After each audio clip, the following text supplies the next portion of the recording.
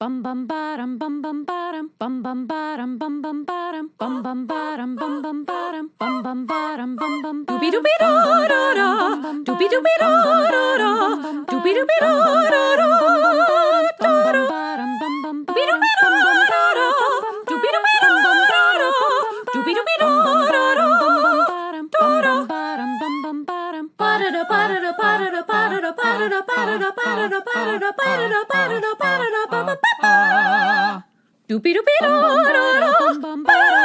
You are now in session with the Comic Book Couples Counseling Podcast. I'm Lisa Gullickson. And I'm Brad Gullickson. And each month we evaluate a different iconic romance within the four-color realm. And in this episode, friends, peers, academics of Pottleham, are you ready for another earth-shattering night of seismic Iron Clash roulette? We are! Tonight we have our infamous Sir B. Radical with his legendary bluey print armor facing off with Sir Lisasaurus Rocks with a deep well of empathy.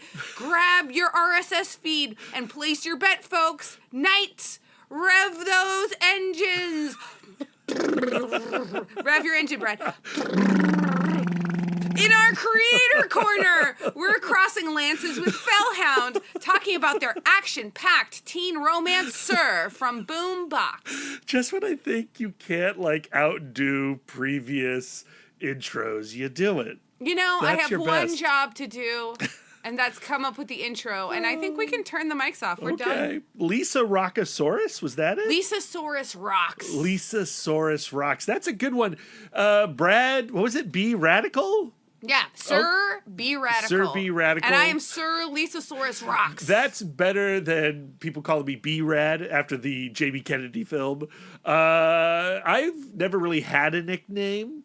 I've always wanted a nickname. Big same. B-Rad does not work for me. B-Radical, we're getting closer to something that I like. I don't think you get to choose your nickname. I think that's the whole thing with nicknames, which is why we don't have them. Oh, okay. Are you now forever going to call me B-Radical, though? If you want. It seems like you really want me to. I want you to call me something. Well, you do have, a silly I have pet nickname. names. Yeah. I have pet names for you, many. But they're private. They're very secret. They're very private. Here we are, episode 301. That's not a round number, therefore I'm not celebrating. We recorded our conversation with Hound a few weeks ago, but we're recording this, what you're listening to right now, on Sunday, June 22nd. Heroes Con is wrapping up. We are no longer in North Carolina.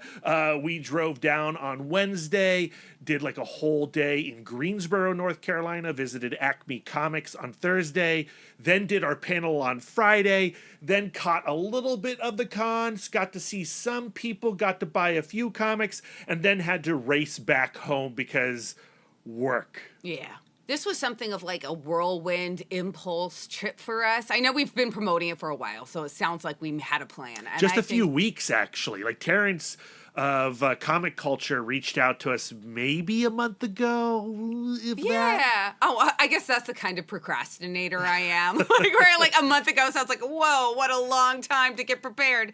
But I'm so glad that we took this trip. We got to say hi to so many people, so many guests of the pod, artists we admire, listeners, new friends. It really filled my love tank. Yeah, and huge thank you to everyone who came up to us at Heroes Con just to say hello or take a selfie. And let us know that you're listening. That means the world to us. And with the awful news that seems to just keep coming, it felt good to take time to just kind of be at a love fest. Yeah. I live online and I love living online, but I'm finding it harder and harder to just remain online. And we've been talking about this a lot here on the podcast, Lisa, but also with our friends and with our family. We're trying to find ways to strengthen our community in the physical world, or as you call it, Lisa. The meat space. The meat space. So, we have our comic book film club. Every on Wednesday, we go to Big Planet Comics in Vienna, Virginia, and talk to whomever is in the shop on that day, in that moment. We have our comic book club that we just started at Meanwhile Coffee. And periodically, we have these conventions that we get to go to and hang out with our online friends in person. And this weekend, I just desperately needed those interactions. And I think one of the reasons why Lisa and I are spending so much time trying to cultivate a physical comic book community around us in our neighborhoods is because simply being online and shouting our values into the internet is not enough. And I feel like actual community is where we find resistance. It's where we combat hate and fear and tyranny. Quality time is a love language for a reason, and not only does it rejuvenate and fill our love tanks, but it is anti-fascist. Yeah. And we were talking with, our buddies at Heroes Con, shout out to Botter Milligan and Blake. We recorded a little podcast on their feed that you can go over to the short box and listen to, hopefully. But we were discussing how we would really love to see something like our comic book club take off in every town in this country, because it is so easy to do. Just find that coffee shop, find that library, find that bookstore, find that comic book shop, and say, hey, will you host our comic book club? Sooner or later, you will find a space that will have you and will be super happy to help promote that comic book club. And it's in those little groups where you will get so much energy out of discussing the contents of these narratives, these comics, these little pictures of heroism, and you will find inspiration from the stories, you will find inspiration from the conversation around the stories, and then you will take that inspiration out into the real world and actually live the values that these superheroes on these comic book pages show you every frickin' week. So we just want to say thank you. Thank you specifically for being our community, not just in cyberspace, but in the meat space. And we hope that this experience, our experience, encourages you to get out in your community, to take this community even further, because it just improves your quality of life. And if you create a comic book club in your town or a comic book movie club in your town, let us know. We will help promote it for you. Yes. We will share your group photos. We will share links to your event pages. Let's get these clubs spread everywhere. We're looking forward to really getting into Heroes Con, talking about our drive, talking about visiting Acme Comics in Greensboro, talk about all the amazing things we saw and did at Heroes Con, but we're going to do that later this week. Yeah, make sure you tune into our Jeffrey Allen Love and Chris Condon conversation all about news from the Fallout. And also on our Patreon feed, we are going to put the audio from the Podcasting 101 panel that Terrence Dollard moderated at Heroes Con in that feed. And we are going to put another Support Your Local Comic Shop episode, our conversation with Jermaine from Acme Comics, in our Patreon feed this week as well. And by the way, our retail conversations, like our conversation with Jermaine, is on the free Patreon level. And there are lots of free stuff. You don't have to give us $1 to listen to more of us. But also, it's just $1 to listen to more of us. Brad, you get more flights with Honey than you do demanding $1 from them. Lisa, we have a cross-country comic shop road trip that we are doing from July 12th to July 22nd. That costs money. We need $1. Okay, you're right. And speaking of artists and stories that are truly inspirational, it's so cool to finally have Hound on the podcast. We've been following them for many years, right? Ever. And we interacted with them briefly at New York Comic Con. But we just admire them so much. And to see this book come out, we're just so stoked. Like, Commander Rao was such a cool comic. And then to see the thought and creativity that you see in that book expanded into a totally different story, a totally different world with S.I.R from Boom Studios. and it lands so damn well. I love how Boom promotes this book as like motorcycle jousting, meet your new obsession, because that is absolutely right. The moment you start reading this book, you're like, yeah, I'm obsessed. You may show up for the motorcycle jousting, but you are going to take your RV and pack it with all of your belongings and stay for the angsty, melodramatic teen romance. You are going to be totally smitten, as I was, for Avery and Nico. Avery gets ghosted by her girlfriend Nico when Nico goes to college. So Avery decides to pull a Felicity and follow her to her very expensive private college, the Bridleham Academy, and then discovers that that place is run by an underground motorcycle jousting chivalry community that is fueled by gambling. Yeah, that's called the S.I.R. And let me just check my notes. That stands for Seismic Iron Clash Roulette, Lisa. Oh, yeah, I included that in my intro. So if you were actually listening, you would know that. But when Avery discovers that Nico's reputation has been demolished by the Seismic Iron Clash Roulette, Avery takes it upon herself to redeem her girlfriend and win her back.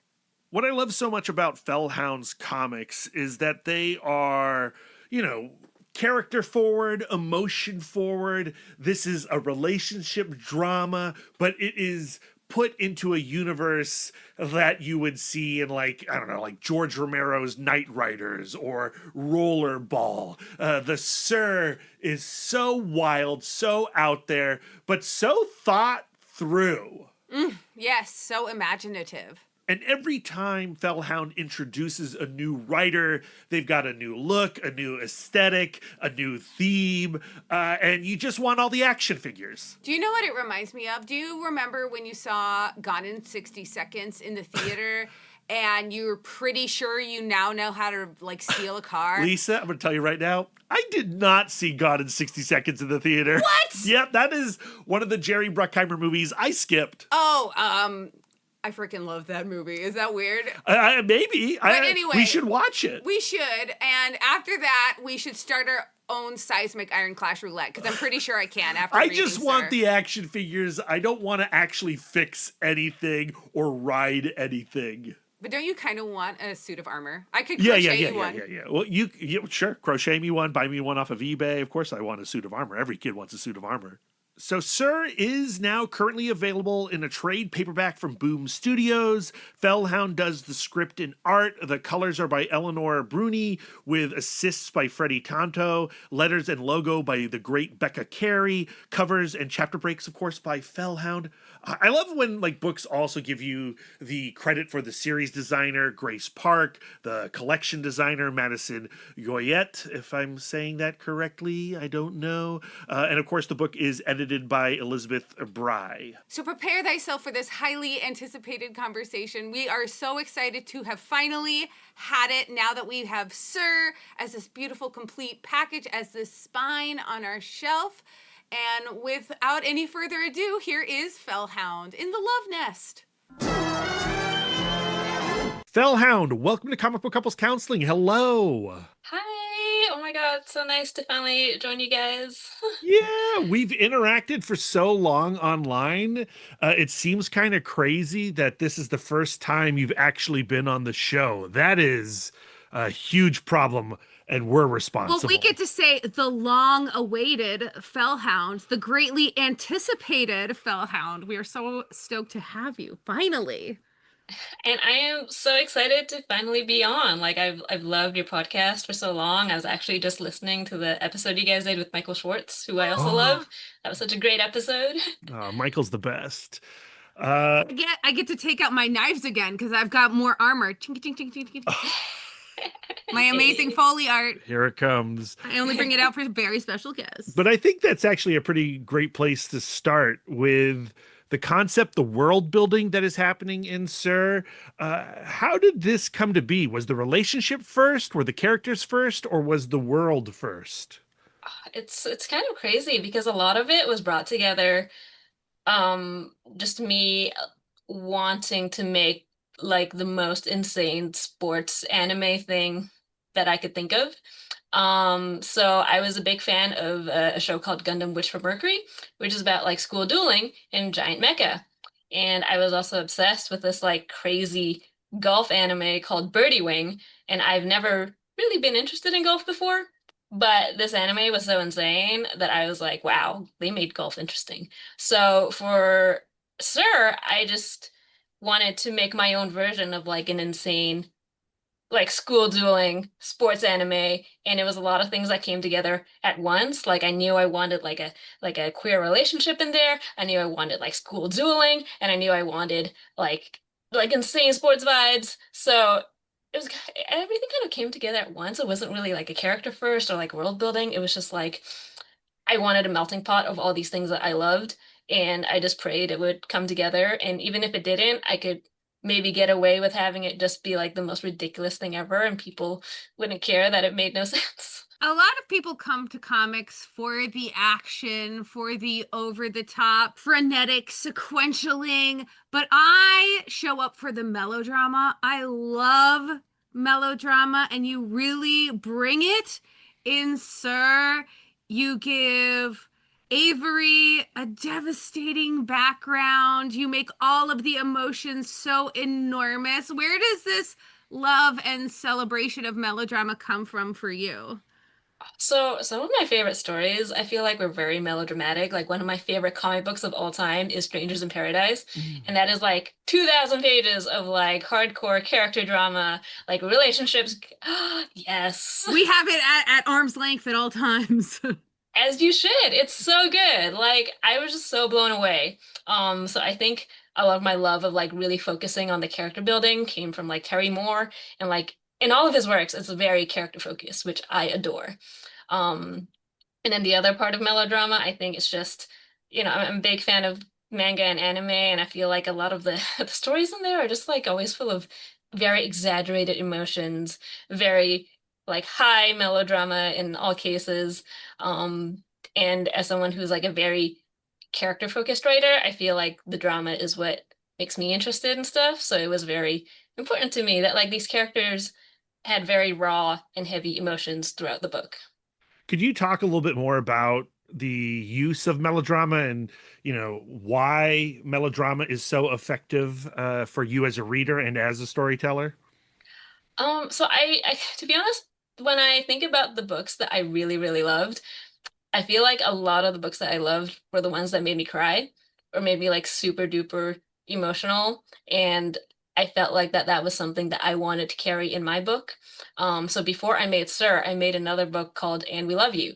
And that one was super duper sad. Apparently made a bunch of people cry. But it Yes. also got a lot of people like talking about it. And people were like very, I guess they were like resonating with like the aspects of like grief and sadness and emotions in that book. And it really felt like my book had an impact on people. So I think that's something that I wanted to carry even in Sir. Like obviously Sir is a lot lighter than Enemy Love You. It's not about war, it's not about dying, but those themes of like grief, those themes that make us human, that make us, sad sometimes. I think it's good to explore that in like a healthier way of motorcycle jousting. And I really just wanted my characters to seem relatable in some ways. I appreciate that this is like a college story because I feel like there are a ton of like high school stories and then there is like young adulthood stories. But for me, my transition into college, like I found myself relating to Nico, where I was a good student, but towards junior, senior year, I felt myself kind of petering out. And then I was sent away to college and I got a touch of the depression and I nearly failed out just like Nico. What was your college experience like? Did you have one? Yeah, so I did go to college. My college experience was a little bit unique because I did a joint program that was like, I guess like half like tradesy hands-on and half like university degree. Um, so for the hands-on parts, I love that because I felt like that was more in tune with the way I like learning things. Like I want to learn something practical, but a lot of I guess like the lectures and like the university side of things, after I was done the trades and hand-on stuff, and I got like, because it was a joint diploma degree program. After I got my diploma, I kind of gave up, I guess. I was like, oh, this isn't gonna help me get a job. Like, it's not very hands-on. Like, I was taking all these courses, like statistics. What am I gonna do with statistics? I'm not going into math. So I kind of stopped caring. I think at that point I was also burnt out, and I was just like focused on, what everybody else was focused on, trying to get a job out of school. And things that I felt, weren't gonna help me in the long run. I just kind of didn't care for it. But Yeah. yeah, it's kind of it's I don't know. It felt like a very long-winded, almost kind of like a money and time sink. Yeah, it's interesting. Like I feel like Sir could rest at any point in these characters' timeline, their lifespan. Uh, it could have been a high school story. It could have been, I don't know, graduate school. Like it could have just been, the tournament itself could be why everyone was there. So I think I'd put it in college just because I wanted the characters to be a little bit older. I think it does deal with some pretty, especially Nico's story arc, it goes pretty dark. And for a YA book, I felt like, I only had 24 pages in that issue, but I frankly could have filled 100 pages of it. I even like asked my editor if I could have more pages, and they were like, sorry. But I think having I don't know, like I guess the maturity to kind of deal with those themes in that light, that's kind of why I aged them up. And I think that transition from like high school sweethearts into like college breakdown, like I know a lot of people I went to high school with, they were high school sweethearts, and then they went to college and the relationships didn't work out. And it was also just kind of exploring that aspect, like we've changed as people. How's that gonna affect the relationship? I just wanted, to explore things from a different angle. And in some ways, I feel like there isn't a lot of like, I don't know, when you look at YA and comic books, I feel like it's skewed towards like very like younger readers than like book YA. And there isn't really a place for like neo adult comics for like the college age things. So I guess I was just trying to push that a little bit. It being set in college thematically makes so much sense because you think about like knights and knighthood and how it's all about formality, but particularly in this case, you really lean into what a farce that kind of chivalry can be, and that kind of like how outwardly they seem to be this benevolent thing, but in actuality it is just about money and class. And college is exactly the same thing, especially, I got a master's degree in opera singing, which is essentially just like a weird party trick no one asked for. Like you don't get more like wow. I mean, I use it.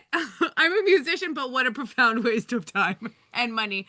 So for me, like, that juxtaposition of her going like, you're not this guise of like honor is such a lie, but then also the formality of college is a lie. For me, it really worked. Oh, thank you. And like, yeah, I was thinking like even when just building this private college of Bridalham Academy, I was looking at places like Harvard, Oxford, like very prestigious colleges. And like something that I learned about, I don't know, when I applied to college, it was a really chill experience, but I know in other places in the world, it's like if you don't get into this Ivy League college, your life is over. So I feel like having that stress and like you said, that honor, the formality of it, like I was trying to, how do I say it, like jab at that in some ways, being like, it's not always all about money and prestige. Sometimes it's just about, you know, connecting with the people around you. Let's put a pin in this and hear a word from our sponsors. Love sci-fi, love horror, love fantasy, love action? I do. Then 2000 AD is the greatest comic you're not reading. 2000 AD has a whole universe of characters from Judge Dredd and Strontium Dog to Rogue Trooper, Shakara Halo Jones, and the poor sod slogging across the cursed earth in the Helltrekkers. In every weekly issue, you'll get 5 action-packed thrills from incredible creators such as Garth Ennis, Rob Williams, Arthur Wyatt, Henry Flint, Alex DeCampi, Dan Abnett, and many more. more. Get a print subscription to your door every week, and your first issue is free. Or subscribe digitally. Get free back issues and download DRM-free copies of each issue for just $9 a month. That's 128 pages of incredible comics every month for less than $10. And all subscribers get amazing offers like money off vouchers and exclusive products. Head to 2000AD.com and click on subscribe now, or download the 2000AD app and start reading today. Link in the show notes. So I love Avery and Nico. I see that they are a forever couple. They have history. They support each other. But in most cases, if your girlfriend ghosts you for over a year, don't follow her to college. It's over. It's over. Like, do you have a comment about that? I think that, like, maybe that's just me being in my 40s. But if one of my nibblings came up to me and was like, my girlfriend has not texted me in 378 days, I'd be like, friend, you do not have a girlfriend. I mean, that would be the advice I would have given to Avery. However, so this is because there's like this kind of like a gag or like an inside joke and like I guess like queer women dating circles where everybody is like super attached to their ex and they'll like move 1,000 miles just for their partner. So it's kind of a jab at that. Avery and Nico, I didn't get a lot of chance to like expand on this, but they're from a small town. And that town doesn't have a lot of people in it, and let alone it doesn't have a lot of like queer people in it. So, if Avery's gonna like travel like 500 miles into a city to like find a new girlfriend, then she's like, might as well just find my old girlfriend, because at least there's a chance. How much backstory do you fill in for yourself? I mean, I had a lot of backstory for these two because at one point, the story was completely different. Like it was just about their small town life. It was like not like I didn't even get to the college part yet. Like I had I was doing like concept arts for them before I even pitched it. I was just exploring the personalities and what came of it. So I had this like whole separate pitch made up for them about like how they, fell in love in the small town, how they wanted to get out of the small town together. And there was like an issue in S.I.R, if I had the space, that would have been just exploring that backstory. Unfortunately, I didn't have the space to do it. So in order to refocus the story and make it like more relevant to the themes of the college life, I had to cut a lot of backstory out. But they exist in my head, and there's like a little 4-page short comic at the back of the trade paperback that I guess like gives very, very slightly more insight into what their life was like before college. I loved all of the extra art and the covers and everything that was included in the back of the book. And I particularly did love those 4 pages because it did give me something that I felt like I was missing from the rest of the comic, which is that romance aspect, is that a little bit of spice in the story. Like the story is extremely chaste. Like, was that intentional? Was that like a direction? Or was it like when you were having to shave down your story, all of the smoochies got cut? Yeah, so it really was just the space thing. Like I wanted to keep the story really focused about them reconciling their relationship, so I didn't have a lot of space to like go and tell that backstory. Initially, like S.I.R issue 4 was just the whole backstory issue, but then it felt like I was missing something that like didn't pull the rest of like the conflict with like Oscar and the jousting together. So I kind of replaced that with like a Nico mental health backstory issue instead. But this was like my first miniseries. I've never worked in like a 22 page per issue format before. So I think this is just, initially what I pitched, I was envisioning like a massive OGN, and they were like, yeah, you get 5 issues. I was like, okay. So it was me learning a lot and trying my best. It is a testament to how much I enjoyed the book, the fact that I do want more. And I do love these characters, and I am so profoundly curious about them. What are some of the lessons that you learned from taking a huge idea and editing it into a format that you're not used to? Honestly, I think the first one, I was very lucky to have a great editor in Elizabeth. I think she understood what I was trying to go for and like did the best with what the pages that we had to help me like refocus the story and like pare things down. Another thing that I learned is that I had to like find new ways to tell the story. So like, like the stuff, the parts with the scholarship essays, using that as like juxtaposition over what's happening in the story, or like the Instagram shots of them just like going through their backstory, and like the text messages. So a lot of that was me trying to like condense the storytelling while still getting the information across, but not in a way that seemed like too exposition-y. It wasn't like just a massive wall of text. There was a lot of that going on in the background. You have a lot of fun with the social media and like the classic grid panels. I think you find a way to portray Instagram in an exciting way via comics. Oh, thank you. So I mean, at least with the drawing part, all I had to do was like copy and paste like the frame and then fill in the little things in between. I actually thought it was really fun, like making up the comments and like the little blurbs under their Instagram posts. And there's actually a lot of Easter eggs in those Instagram posts. Like one of the images is like a Sailor Moon reference to Sailor Uranus and Neptune and their iconic couples pose. So that was kind of just me having fun with it, and also being able to get the information across. Mm.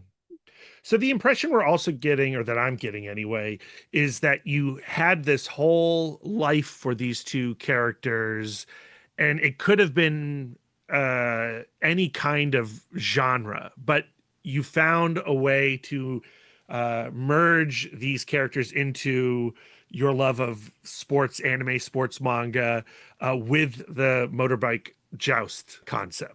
Yeah, basically. Again, I think it was like because I came up with the like I made these two characters for this concept. So it was like initially I was just thinking, oh, this is just gonna be like a fun homage to like sports anime, to like fun homage to Gundam. But then as I was working on it, it felt less like homage and more like, oh, these characters are my babies. I really care about them. I want to know more about them.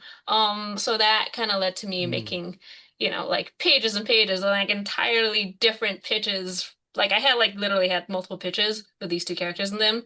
And then my plan was if Boom didn't like greenlight my college pitch, I was gonna make the other version, and then but then they ended up pitching, accepting the college version. So I was like, all right, the other small town version is just gonna sit in the back burner for now.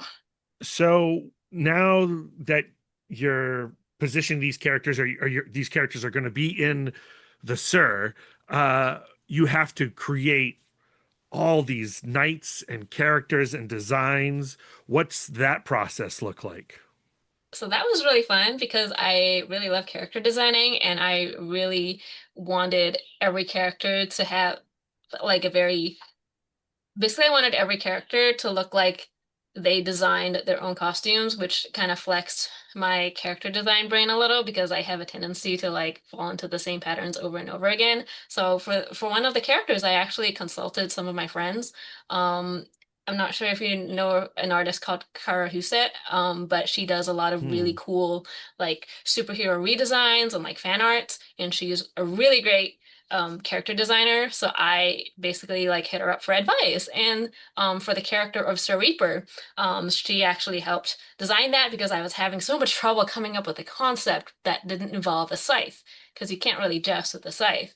So she was like, "Oh, like just put like a skull and a club." And I was like, "A club, that's a great idea." And then for other characters like Oscar, I think he's the one who looks most like a traditional, knight in shining armor. He like radiates gold and wealth.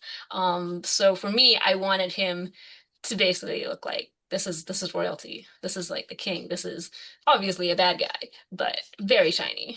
Yeah, I love in your notes in the back matter for Sir Rose, like, yeah, it's gold. He's got a lot of money. Like, I like how just in that note, you just cast off like how unimpressive the wealth actually is when it's, you know, generationally inherited. Like it's not special at all. I wouldn't mind like an Anakin Skywalker like origin story of Oscar. I don't know. I don't know. I don't like hanging out with Anakin Skywalker, Lisa. I mean, I you mean, do in the cartoons. The Clone Wars I do enjoy. I mean, we kind of got a little bit of his backstory, is that he's kind of an a-hole. He's not a good person. He almost got away with murder, except the person didn't actually die because I felt like that was too dark. But yeah, he's not a good person. He is the kind of person who has a lot of money and does crime and gets away with it. And I feel like, unfortunately, that it's a lot of people with money, and that's how they get their wealth. It's a whole statement on just like capitalism and corporations not really caring about people. So I channeled all my anger of that system into this guy. So it was very cathartic when he did get beat up. Yeah. He was cast aside by his family though, which I think is really sad. Sorry, I will stop relating to the bad guy. You're doing the Anakin Skywalker thing again. I know. I'm sorry. I apologize. I mean, his family. He probably came from a family of not good people too, so it kind of runs in the family. Yeah, I think Fellhound, you're an incredibly empathetic storyteller, and so you could have easily made this wretched person two-dimensional and dismissible, but you give him a life, you give him a personality, you give him a backstory. Yeah, I don't usually, like in Commander Rao, the evil guy who has like 2 lines. I was like, yeah, this is gonna be a bad guy. I'm not gonna give him a backstory. I don't, because like I dislike the Baron in Commander Rao so much. I was like, he doesn't need a backstory. He's just evil. And I kind of just rolled with that. For this one, I feel like in order to make the finale more compelling, he needed something. So I was like, all right, let's put a DUI plot in there. How has Sir deepened your affection for the medium itself, for comics, for sequential storytelling, for single issue storytelling? I mean, I've always loved single issue storytelling. I didn't realize it was like that much more difficult when you don't have like unlimited space to tell your story. I think it made me like just working on a monthly comic schedule. It made me admire people who do this full time so much more. Because like I was writing and drawing this in between a day job. I don't know how I survived, but I did somehow. But after that, I was like, wow, I really need a break. Like I don't know how like full-time artists do it, but they have all my respect. It is very, very difficult, and just like an admiration for like I think like the structure of how a single issue comics gets made. Like everything has to fall in line at just the right place at the right time, and if even you know a little part of the cog falls apart, then the book might get delayed. So I have a lot of respect for like people who manage the systems that can get it going, because I feel like it's such a people don't realize like how fragile like it is to fall apart. But I certainly learned that as I went along. Yeah, and you're working within this system of, publishing monthly comics and hyping the book up every month, but then also now the book being collected and the promotion of the trade paperback release. What does it mean for you now to have this comic with a spine that can sit on a shelf? So, as I kind of mentioned before, I initially pitched this as an OGN. So to get it in like graphic novel format, I'm very excited about, because I don't know, like I was so excited I drew a whole new cover for it. I've always wanted to make a graphic novel that can be on like a bookstore shelf. Like that was one of my dreams. I had like a little bucket list of things I wanted to achieve in comic books, and that was like one of the big ones. So finally being able to get that was huge for me. With the single issues, I've had some releases before, so I kind of knew what that was about. But for this, I felt like it was also a lot of learning, like learning that the book market is pretty different from the direct market, and learning how to, get yourself and the book out in those avenues. But at the same time, I feel like it's been very fruitful. It feels nice to be able to put the book on a shelf next to all my other favorite books. And as I said, I was so excited because I poured all my love of these two characters into my new cover. I was like, I'm going to give them one final send off. And I know my art has improved since the first page of S.I.R, so I wanted my new cover to reflect that progress that I made. So I don't know. It means a lot to me to have this book. I really wanted it in book format, and now it's in book format, and I think it printed really well. So I'm very happy. The way that the Sir single issue covers were developed was that like a year ago, before like Sir was really in production, I was doing a lot of concept art for it. And one of those concept arts was like a basically like a beta version of the issue one cover. And as I was talking to my editor about what the covers should look like, she saw this like art that I did on my website and was like, "Hey, we really like this. Can you just like redraw it for the issue one cover, and then we'll make the whole like flip covers like a motif." And I was like, "Okay." The thing is that that cover was designed for like a vertical logo. Mm. And I didn't have the logo before we like published the issues. So like Becca Carey's logo is amazing. It's beautiful, but I'm the kind of person where it's like if I knew what the logo was, I would have designed around it. Um, so having the chance to be like, I have the logo now, I think I can do a better job with like designing around the logo so that everything, looks good and meshes together. And I also just had this like I'm a huge fan of a manga called Revolutionary Girl Utena, which has like massive like rose motif behind it. So I was like, I want to make this like a love letter to Revolutionary Girl Utena. I want this to like work with the logo, but still keep like the flip motif that I had, and just like it's a way of also me just knowing that I got better at art and I can do better for my characters. Like I'm always trying to improve. So this was just yeah, like if I had a chance to do better and make something more beautiful, then I will do it. So I was like, okay, this is the last thing I will draw for Avery and Nico, then I'm gonna make it count. Mm. And you put so much of yourself into this book, and it is an exhausting creative expression. How do you go about refilling the creative well now? So I'm taking a bit of a break right now, which is, I guess, how I'm refilling stuff. I'm trying to find things that I'm interested in, that I'm like brain rotting about. Because the way that Sir came about was because I found these things that I really loved and that really, really inspired me.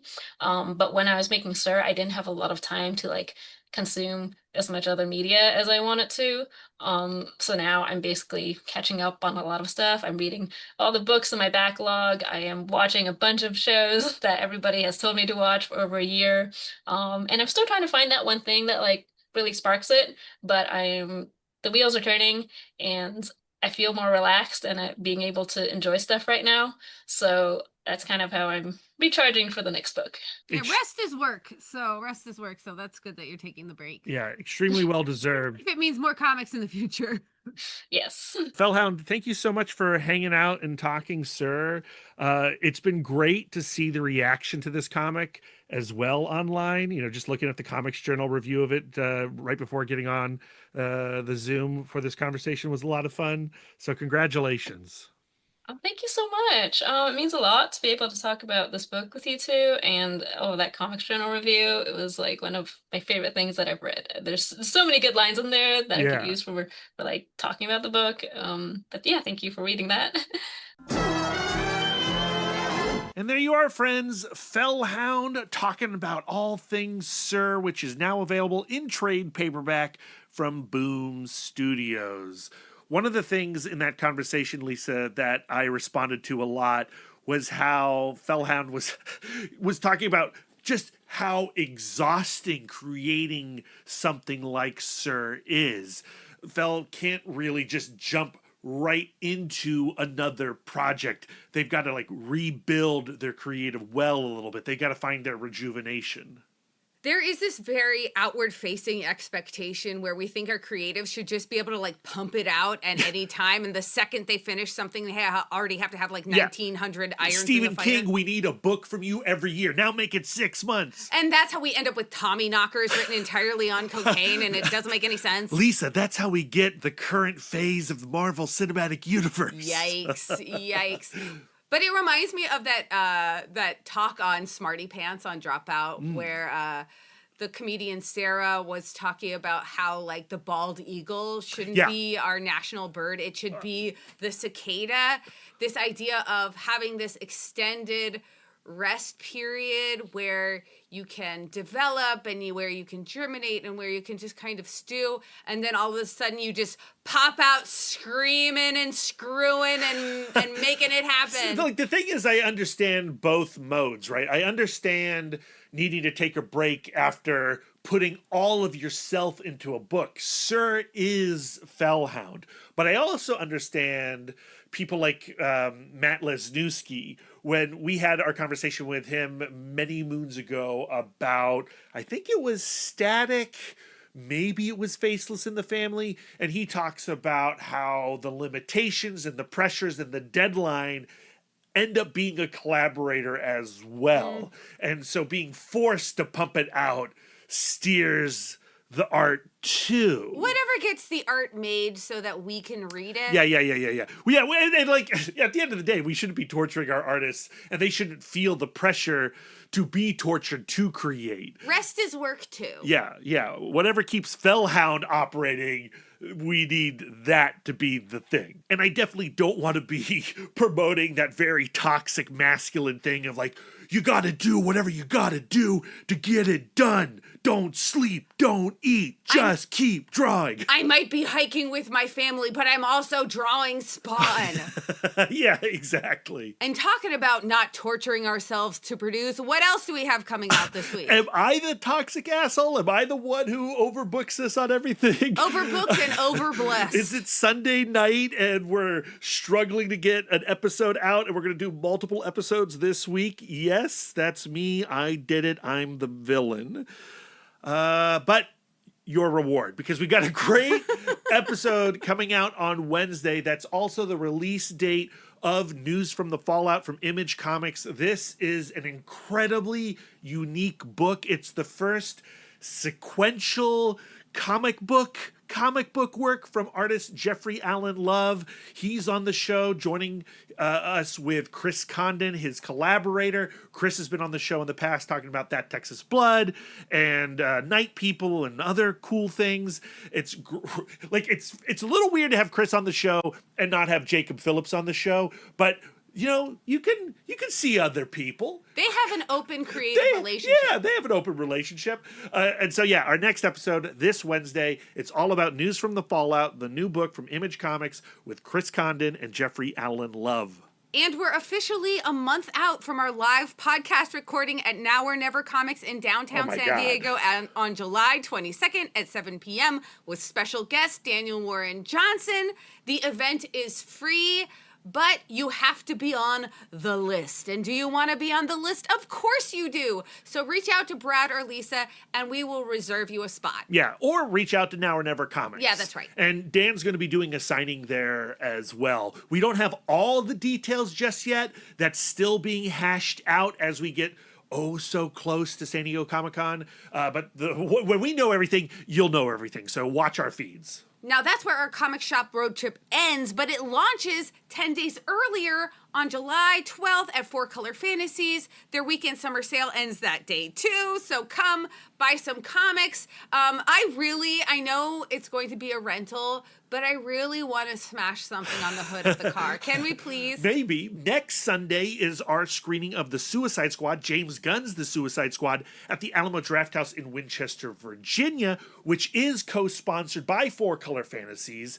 And following on the heels of that screening, we are going to do a special matinee Superman screening on July 12th at 11 a.m. So we're going to host that screening, then we're going to get out of that intro, drive to Four Color Fantasies on July 12th, and then around noon, we're going to have a little party, and then we're going to hit the road, and our first stop is Cleveland and the childhood home of Jerry Siegel, where Superman was created. And our plan is to be doing a lot of podcasting on the road as we visit shops, as we go to places like the Super Museum in Metropolis, Illinois, as we visit Mile High Comics. And if you're in any of those areas, let us know. Our DMs are open. Our email is cbccpodcast@gmail.com. If you're near us, let's say hi, let's hang out. And then, yes, on the 22nd, we land in San Diego and we do that live podcast with Daniel Warren Johnson at Now or Never. But before that, in the meat space, our next comic book club will happen again at Meanwhile Coffee in Herndon, Virginia on July 6th at 4 p.m. We selected All-Star Superman by Grant Morrison and Frank Quitely. And you already said the thing about Film Club, so that's the end of our plugs. Yeah, I would also want to plug one last thing. Okay, never mind. On our website, we did ask 21 creators to name the best Superman comic to give to the curious reader, and their answers are pretty not surprising. There's a lot of All-Star Superman love, which inspired our second comic book club selection. You know, Daniel Warren Johnson, you ask him what's the best Superman comic, he's going to tell you it's All-Star Superman. But there are a lot of surprises amongst those 21 creators as well. Scott Snyder picked Superman Adventures, which is the comic based off of the animated series from the 90s. I've never read those comics, but he is very adamant that that's where people should start with their Superman journey. I'm really proud of this article that Lisa and I put together. So find the link in the show notes. Go read that. Share that with your friends.